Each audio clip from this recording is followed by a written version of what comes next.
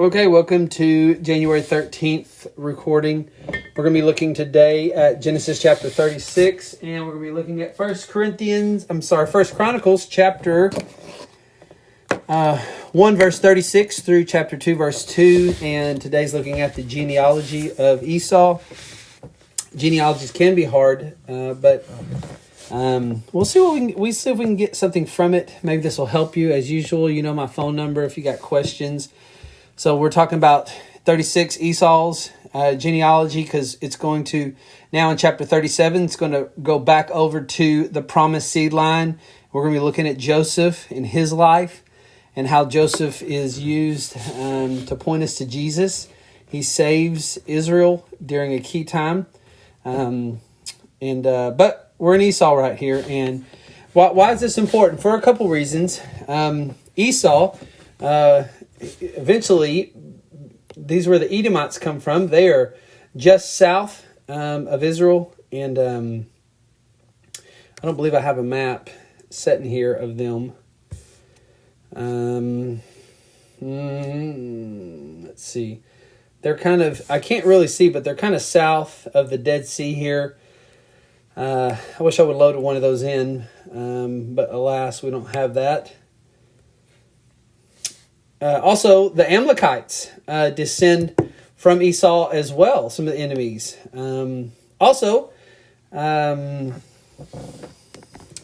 Haman, in the book of Esther, eventually if you track it up, he would come from Esau.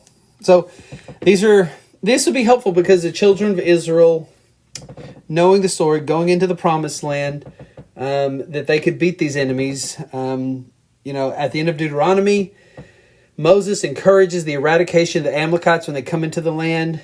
When they first came, when Israel was first delivered out of Egypt, the first enemy that came against them was the Amalekites. And so this is important for God's people to know this, to know the genealogy and know everything going behind it. Plus, you kind of see some of the prophecy is going to come fulfilled that was spoken over in Genesis chapter 36. Genesis chapter 36 in verse 37 says, 2 nations are in your womb, 2 peoples from within shall be divided. This is talking about Jacob and Esau. One shall be stronger than the other. The older shall serve the younger. The older shall serve the younger. So that's a prophecy. Eventually, Edom would be a servant to Esau. So you kind of see that. But you do see the country of Edom, the Edomite people, they develop while the children of Israel are in Egypt. The Edomites are really developing as a civilization, and they already build out their own little promised land kingdom before Israel already gets there. So let's kind of look at some of the family line here of Esau. Esau took his wives from the Canaanites, which already bad idea. Ada, the daughter of Elon the Hittite, so he takes a Hittite, and Aholibamah, the daughter of Anah, the daughter of Zebeon the Hivite, so Hittite, Hivite, and then later Basemath, Ishmael's daughter, the sister of Nebaioth. So he basically has 3 wives, and from these 3 wives actually come 5 sons. One wife has 1 son, one wife has another son, then his Basemath has 3 sons. Verse 4. And Ada bore to Esau Eliphaz, Basemath bore Reuel, and Aholibamah bore Jeush, Jalem, and Korah. I'm probably going to butcher some of these names, but you just hang with me. I do the best I can. I practice trying to make sure I'm pronouncing these right. These are the sons of Esau who were born to him in the land of Canaan. We'll take a look at the map, a genealogy here that I should have pulled up, and you can see it. Look here to the left. You see Mahalath or Basemath. You see the first son here on the left, Reuel. And then from Reuel has Nahath, Zerah, Shammah, and Mizah. All right. And these are all like the chief of the Edomites, kind of like their own 12 tribes. So you see, from Esau and Basemath comes Reuel. Then from Esau to Ada, that was a Hittite, comes Eliphaz. And from him come Taman, Omar, Zippor, Gatam, and Kenaz. You're going to read about that. But also, Eliphaz has a child with Timnah, a concubine, and from that come the Amalekites. But also, I read one genealogy that said from this line also came the pharaohs. I don't know if this is true or not. It was hard to kind of find a lot of evidence that that the pharaoh who was there that was in charge during the Exodus, and before, the pharaohs that were responsible for bringing persecution on Israel in Egypt actually descended from this Eliphaz and Timnah.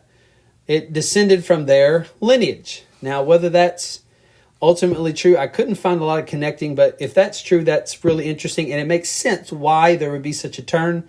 Although Exodus tells us that the turn on Israel was a result of their growing numbers and the fear of them, but if there is some kind of preset family kind of animosity or something passed down into that lineage that got into the position of Pharaoh, it would make sense, but I can't say absolutely. Then you have this last wife with Esau, Aholibamah, who was a Hivite.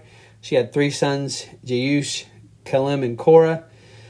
And the interesting thing is that, let's see, if you look at this particular one, you'll see that basically Ada, right here, if you look at the kind of top left, you have Esau, you have the 3 wives that are listed in the text, and from Ada comes Eliphaz and Timnah, and from them actually go down to this Zebeon, comes Anna, and from Anna actually comes Aholibamah, or Judith, which is just very interesting. So, let's go back to the text. So, well, actually, I'll give you another picture at this one. So basically, when you read the text, you kind of find there's 5 kids, 3 from Aholibamah, 1 from Ada, 1 from Basemath, and then from Reuel and Eliphaz come a whole set of chiefs of the Edomites. The Edomites develop. Moses captures what's going on with them.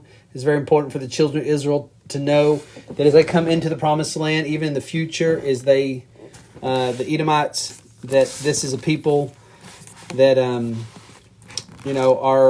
they're enemies, but they cannot prosper because they're not of the promised seed. By the way, also when you read Genesis chapter 12, let me get back to my pen. When you read Genesis chapter 12, verse 3, when Abraham comes into the land, anybody that was going to be against him would not fare and have a great time. And so, the Edomites attacked Israel so much that the Edomites don't exist anymore. Even if you were around earlier in the year, or should have actually been, I think 2019, we preached through the book of Obadiah, and we saw the judgment against the Edomites. Edom, that happened in that, because they took pleasure in how Israel was getting attacked. So let's keep looking here. Verse 4. And Ada bore to Esau Eliphaz, Basemath bore Reuel, and I have a hard time pronouncing this one. Aholibamah bore Jeush, Jalem, and Korah. These are the sons of Esau. Verse 6. Then Esau took his wives, his sons, his daughters, and all the members of his household, his livestock, all his beasts, all his property that he had acquired in the land of Canaan, and he went into the land away from his brother Jacob. Goes south into Seir, and it actually becomes the land of Edom.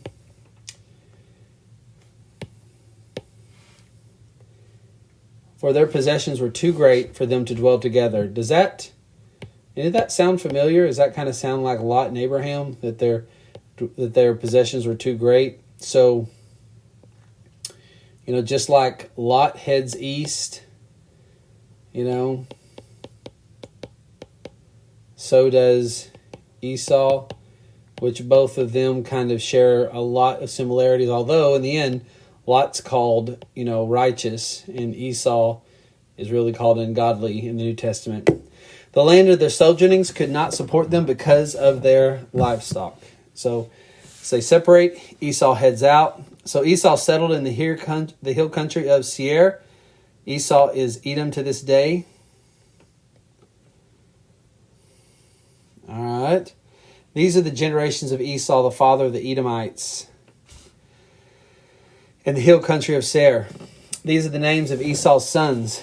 Eliphaz, the son of Adah, the wife of Esau. Reuel, the son of Basemath, the wife of Esau. The son of Eliphaz were Teman, Omar, Zepho, Gatam, and Kenaz.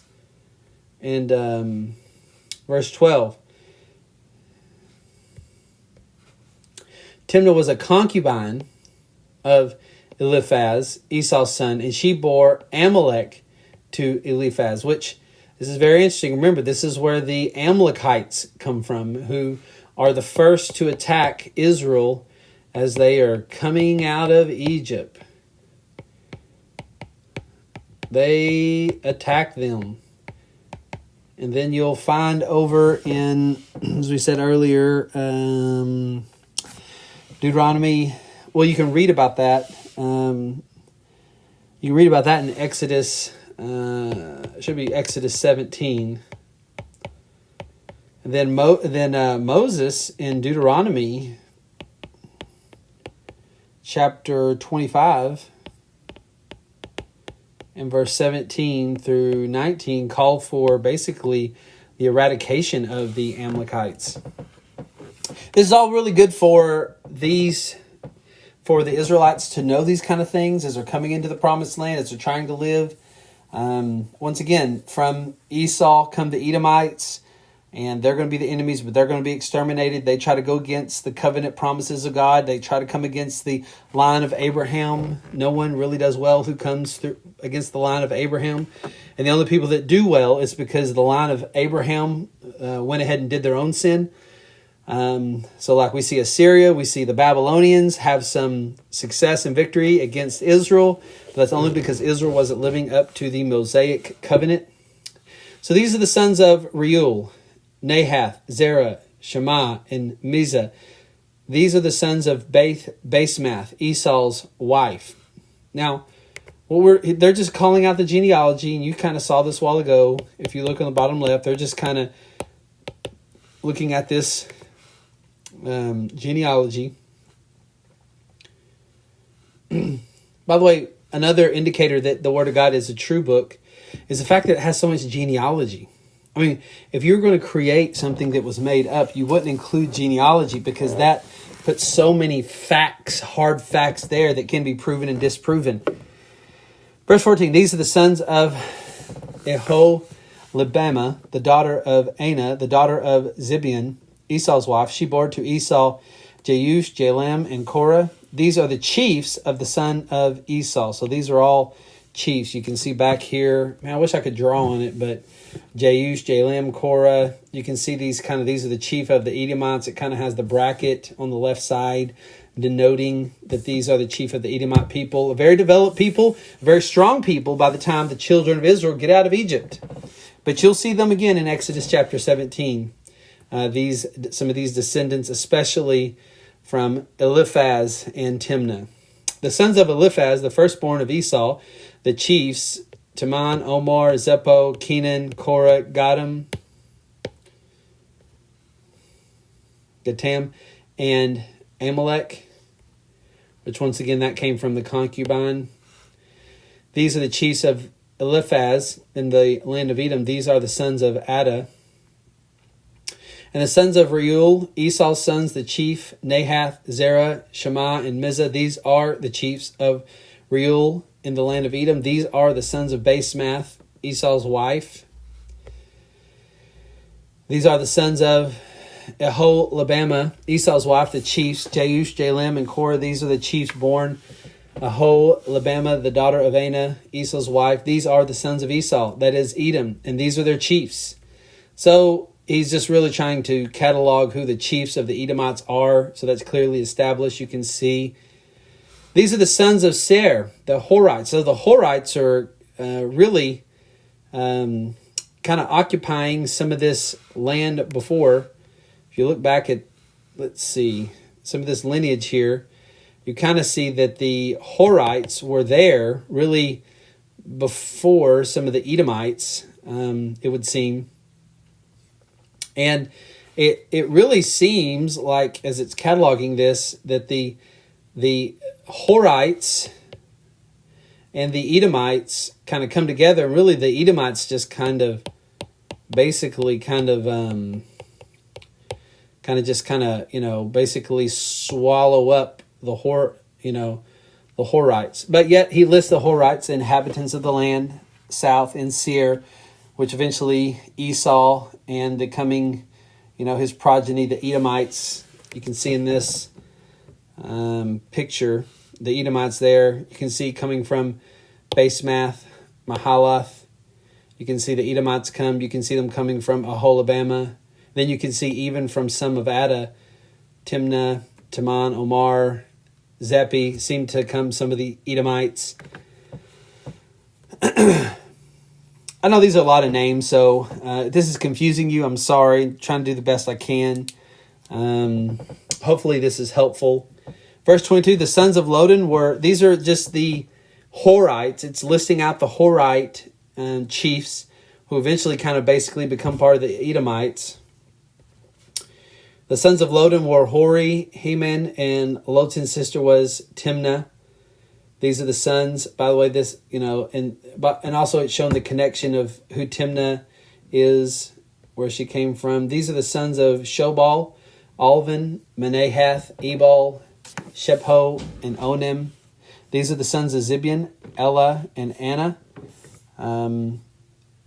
He is the Anna who found the hot springs in the wilderness as he pastured the donkeys of Zibion, his father. These are the children of Anna, Dishan, Aholibamah, the daughter of Anah. So, which, by the way, these Horites,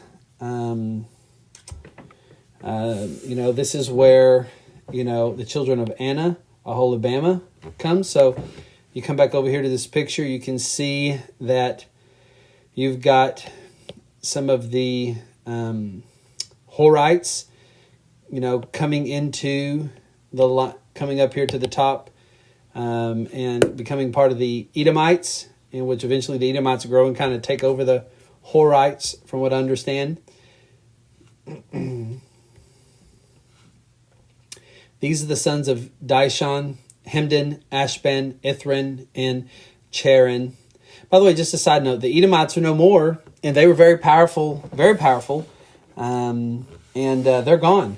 And they're blip on the screen of history because they tried to get in the way of God's people, and God prophesied. It was prophesied that this would actually happen, which is just another reminder. God's word is always true.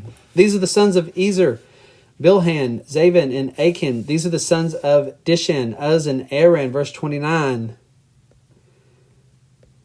These are the chiefs of the Horites, the chiefs Lotan, Shobal, Zebion, Anah, Dishan, Ezer, and Dishan. These are the chiefs of the Horites, chief by chief in the land of Seir. These are the kings who reigned in the land of Edom before any king reigned over the Ishmaelites. So Edom was already developing, the Amalekites developing there as well, reigning way before any king of the Israelites.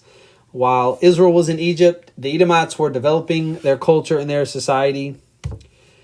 Bela, the son of Beor, reigned in Edom, the name of the city being Din-Haba.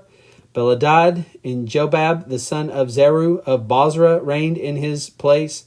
Jobab died, and Husham, the land of the Timnites, reigned in his place.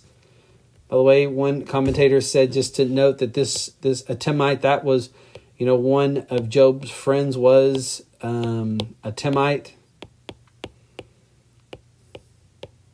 I believe his name, if I can remember correctly, was Eliphaz too. One of Job's friends.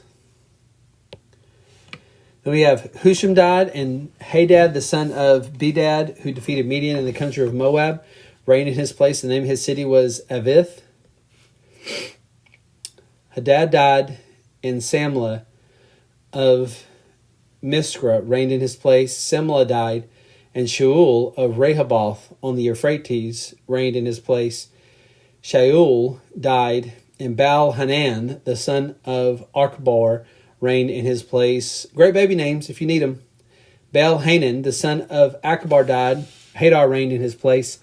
The name of the city is Pau. His wife's name was Mehetabel, the daughter of Metra, daughter of Mezahab. These are the names of the chiefs of Esau according to their clans. So he's just trying to kind of point out to you basically all the chiefs and the leaders of these Edomites. And just know this, that like the Edomites, you see in judged in the book of Obadiah, prophecies against them, warnings about anybody that comes against Abraham's progeny in Genesis chapter 12. And so God always brings his promises. If anybody gets in the way of God's promises, God is faithful, and he will do what it takes to bring himself glory for the good of man, and to bring his glory to the nations. And the Edomites constantly tried to get in the way of that messianic promise. And so, a lot of stuff came from this Esau lineage. We go over to First Chronicles, kind of gives it all in a more condensed form. It starts in verse 36. And it kind of gives it more condensed. The sons of Eliphaz, it gives it so much more condensed and easier, Taman, Amar, Zepho, Gatam, Kenaz, and of Timnah, Amalek, and what you can see real on this one right here, real clear. Look right here with Ada in the middle, Eliphaz, Timan, Amar, Zepho. Then you can see the marriage with the concubine Timnah and Amalek coming from that. Real easy, clear. Fits with First Chronicles well. The sons of Reuel, Nahath, Zerah, Shema, and Mizah. Once again, if you look right here to the left, you see Reuel, and then you see the sons that he has, Nahath, Zerah, Shema, and Mizah. Reads real clear. Then you have the sons of Seir, Lodan, Shabal, Zibian, Anna, Dishon, Azer, and Dishon. That's not, it's not on that map because, these, these are the Horites. But you can see it lists Anna, and from Anna we have Aholibamah. Honestly, I can't remember. Let's see if I can remember how to spell it right. Let's see if I think can't remember if I'm spelling that one right. A lot of names here, everybody. A lot of names. The sons of Lodan, Hori, Heman. Lodan, the sister of Timnah. The sons of Shobal, Alvin, Manahath, Ebal, Shepho, and Onim, the sons of Zibian, Aya, and Anath.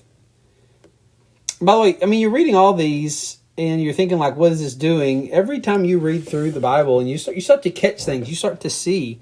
And even this genealogy lets you know, it lets the children of Israel know that wait a minute, they may be powerful, but they're not from the Messianic line, and we are. And so these people have no right and stake.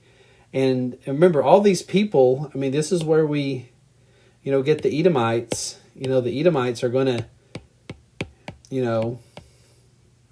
and And anytime they try to come against Israel, it's not going to be good for the Edomites in the end.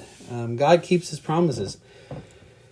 The sons of Anna, Dashon, the sons of Dishon, Hemdan, Ashben, Ithran, Charan, the sons of Ezer, Bilhan, Zavan, and Achan, the sons of Dishan, Uz, and Aran. Verse 43, these are the kings who reigned in the land of Edom before any king reigned over the people of Israel. Bela, the son of Beor, the name of the city is Din-Habath. Bela died, and Jobab, the son of Zerah of Bozrah, reigned in his place. Just talking about the first, the first leaders. The leaders died. Which, by the way, all these kings died. Just like you can see the curse of the fall, they died. Jobab, he dies, the next king. And Hushon of the land of the Timnites reigned in his place. And Hushon died. All these Edomites, all these Edomite kings, they died because of the curse of the fall. The sad thing about their death is their death probably, resulted in, eternal condemnation. They more than likely were not worshiping the one true God. They, they were a pagan people, more than likely. We don't, especially if their founding father is Esau, an ungodly man described as ungodly, lived his life, despised his birthright. The probably condemnation. You can see the condemnation coming for Edom. By the way, Herod kind of comes from the Edomites. The Edomites get exterminated, but from the Edomites, kind of another group, the Idumeans. That's what Herod was. They were beat out by someone called the Nabateans. And I actually think the Nabateans were actually the wise men. I did a message on that a couple years ago. I think the title of it on the church website is Who Were the Wise Men? Or like another look at the wise men. So Hadad died. Simla reigned in his place. Simla died. And Reuel of Rehoboth and Euphrates reigned in his place. Shaul died, and Baal-Hanan, the son of Achbor, reigned in his place. All these different kings of the Edomites, they were powerful people. They were a force to be reckoned with. They were highly developing while Israel was in Egypt. Baal-Hanan died, and Hadad reigned in his place, and the name of his city being Pai, and his wife's name was Mahatabel, the daughter of Mitra, the daughters of Mizalhab. And Hadad died. The chiefs of Edom were chiefs Timnah, Alva, Jethath, Aholabama, Elah, Pinan, Kenaz, Tamar, Mibzar, Megdal, and Aram. These are the chiefs of Edom. And we'll finish up with Chronicles. These are the sons of Israel. So now, we've just now covered, in your reading today, chapter 36, covered Esau, the Edomites.